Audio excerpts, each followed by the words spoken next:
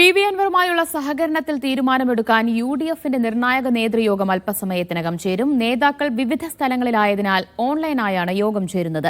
അൻവറുമായി സഹകരിക്കാൻ കഴിയുന്ന തീരുമാനത്തിലെത്താൻ കഴിയുമെന്നാണ് പൊതുവെയുള്ള പ്രതീക്ഷ. ആര്യാടൻ ഷൌക്കത്തിനെ അൻവർ പിന്തുണച്ച് രംഗത്തു വന്നാൽ അസോസിയേറ്റ് മെമ്പർഷിപ്പ് പ്രഖ്യാപിക്കാമെന്നാണ് ധാരണ.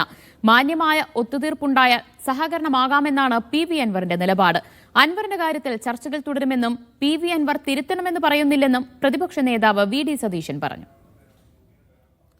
ഈ നാടിനെ സ്നേഹിക്കുന്ന, ഈ നാട്ടിൻ്റെ മതേതരത്വം ഇഷ്ടപ്പെടുന്ന, ഈ സമൂഹത്തിൽ ശാന്തിയും സമാധാനം നിലനിൽക്കണമെന്ന് ആഗ്രഹിക്കുന്ന 3 സാമുദായിക ലീഡർഷിപ്പാണ് എന്നെയായിട്ട് ബന്ധപ്പെട്ടത്. സ്വാഭാവികമായിട്ട് നിങ്ങൾ ഒരു ദിവസം ഞങ്ങൾക്ക് സമയം തരണമെന്ന് പറഞ്ഞാൽ ഞാൻ സ്വാഭാവികമായിട്ട് അത് കൊടുക്കണ്ടേ? അതിന് ശേഷം നമുക്ക് തീരുമാനിക്കാം.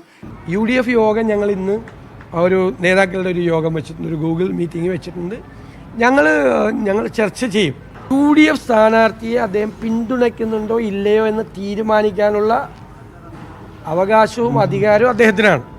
അത് അദ്ദേഹം തീരുമാനിക്കട്ടെ, പ്രഖ്യാപിക്കട്ടെ. അപ്പം ഞങ്ങൾ ഞങ്ങളുടെ അഭിപ്രായം പറയാം.